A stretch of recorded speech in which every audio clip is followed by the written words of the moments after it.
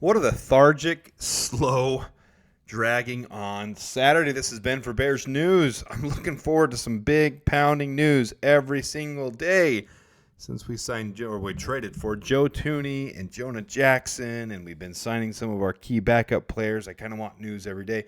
Well, the Bears did tender a defensive lineman today in Chris Williams. I don't like this one. I'll get to that in just a minute. But we are 42 hours and counting by the time this comes out, less than 42 hours away from the tampering period of free agency beginning. So we're almost there. We're getting close, and there will be big news very soon. But this is the news of the day. According to Over the Cap, the Bears have signed or given defensive tackle Chris Williams a first right of refusal tender as a restricted free agent. The minimum for that is $3.26 million. So he'll count as that against the cap. I doubt he sticks on the team. If you look at the very bottom one, you'll see here, I put this one shocks me. With the depth chart where it sits right now, the roster spot he fills in extremely valuable for the Bears. Non-guaranteed is the key here. To me, this is an insurance policy. The Bears want to target someone as a backup 3 tech. They see the draft capital being exactly what I pointed it out. We need to hit a nose tackle as our priority in the first round. That has to be the priority. Gervon Dexter's the starter, so a backup 3 tech is not the priority, and that's what Chris Williams feels on this role for the Bears.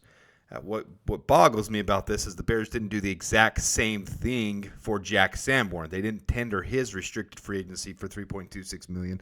I don't think Chris Williams is worth that on the Bears. If you see here my other comment, and this is off Twitter, terrible move. Guess we feel like running it back with the same old crap this season and expecting different results. It's not guaranteed, so they can cut him, but they didn't give the same tender to Jack Sanborn, which is super puzzling. And you see here, this is his grades, and I've told you guys for PFF, it doesn't mean everything, but you have to watch him on tape. He did have 17 pressures, 3 sacks, but it's almost like he lucked into a lot of those sacks. He was not. His average depth of target when he tackled was 4.4, which puts him at near the very worst in the league. So that means when he stopped the runner, when he stopped someone in a tackle, they had already gained 4.4 yards of gain. And the only one close to that, Zach Pickens, who also had 4.4 yards to gain, which is the same reason I felt like we needed to cut Zach Pickens. His missed tackle rate was extremely high. His tackling grades were extremely low. His run defense was a 36.8 grade this year. His overall grade, 45.4. I've told you guys below a 50 should be cuttable players. So I'm not high on this move whatsoever. I don't think this move makes any sense for the Bears other than they feel like he just fills a depth role for the Bears. But here's what I'm talking about. This is the updated depth chart.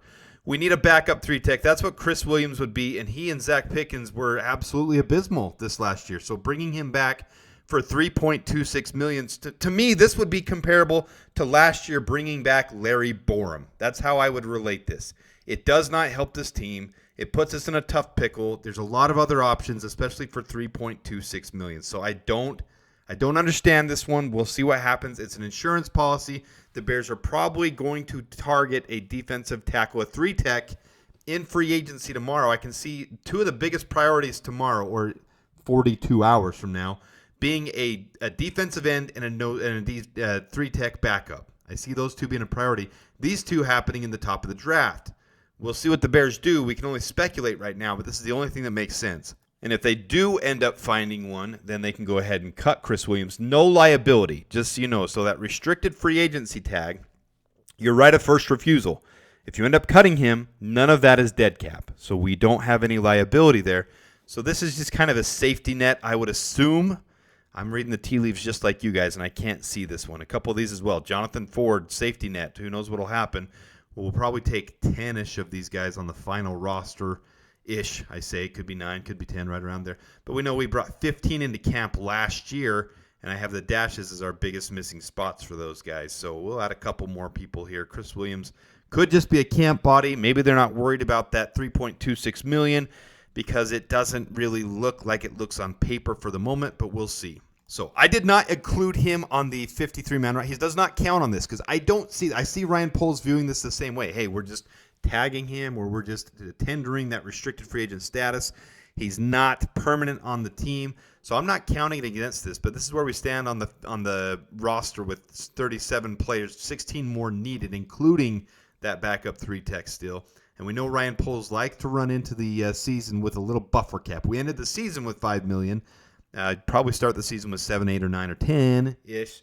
That means we have 30 to 35 million in spendable cap left to go.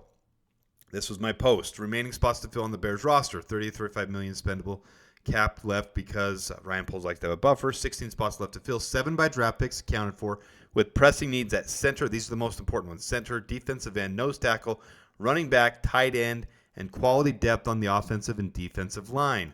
So here's what that looks like. I keep updating you guys on this one. So there's our draft picks. And here's really the biggest ones. This isn't a pressing need. This can be filled later. Linebackers are really quality picks can be found in the 4th, 5th, 6th, 7th round, especially this draft as well. So here's your most pressing needs. These 3 here, running back, tight end 2, and then your backup offensive line. Those are going to be your most pressing needs. Backup defensive end, backup 3-tech. So we'll see as this thing rolls out. We're going to keep updating you, but here's the roster as we go along. I'm going to update you here because I have updated where we stand on the 90-man roster here. We'll just roll through these quick. The blue are really our biggest, most pressing needs. You can see we need a center, backup left guard, backup right tackle, or swing tackle in that instance. We still do have Doug Kramer. We do have Doug Kramer as a restricted free agent. I wouldn't assume we'd use that tag on him for $3.26 million. Moving forward to the receivers, tight ends, you see they're all unrestricted there. So many of these guys, we'll see if any of them come back in free agency. Who knows? We'll see if anything happens here with Jacob Martin, Byron Cowart, Darrell Taylor. Jack Sanborn is being able to hit unrestricted free agency because we didn't tender him. And then last, cornerbacks and safeties. You can see Doug Coleman. I would think that would get done in the next 42 hours because this is a league minimum, $960,000 for a year 2 player. So restricted earnings, or exclusive rights. I keep combining the words. Exclusive right free agent there with Doug Coleman. And I would think that'd be a good fit to bring in to the 90-man roster at least. You see we had 7 cornerbacks last year, 8 safeties. Right now we have 4 cornerbacks on the roster and 5 safeties. So it would only make sense to bring Doug Coleman back here. I don't know why we wouldn't bring him back, especially with that tag on him.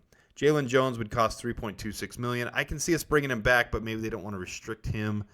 But if they did that with Chris Williams, why wouldn't they do that with Jalen Jones? That's my question. So it's a little mind-boggling to me on this one. This one does not make sense to me with Chris Williams. It's a little bit of a thinker here. I want to know what's going on, and I want to pick the cobwebs in Ryan Poles' brain, me personally. So slower day, but we're getting there. Let me know what you guys think, though, about the Chris Williams signing. It doesn't necessarily mean anything, so I don't want to get too high or too hyped on this or make it sound like it's a giant thing. He has been abysmal in his career so far. Terrible against the run for the Bears. One of the biggest reasons with him filling in, I call him a practice squad player. The Bears clearly don't see him that way. They see him as a deep depth part. Maybe they do see him as a practice squad player. Cut him and bring him back to the practice squad. I don't know. We'll see. We'll see what ends up happening. But there's your update for March 8th. We'll see. We'll let you know if anything big comes along. Until next time, da Bears and bear down.